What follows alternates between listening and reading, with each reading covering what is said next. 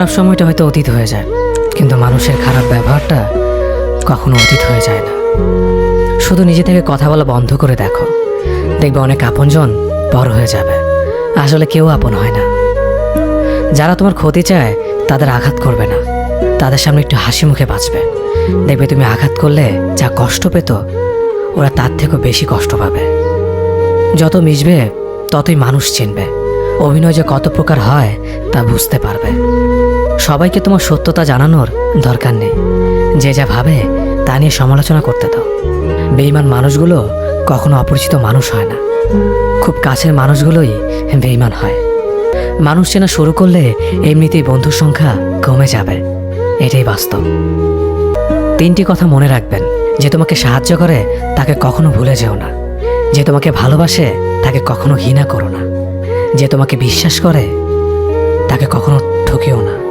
ধোঁকা একজনেই দেয়, কিন্তু বিশ্বাস সবার উপর থেকে উঠে যায়।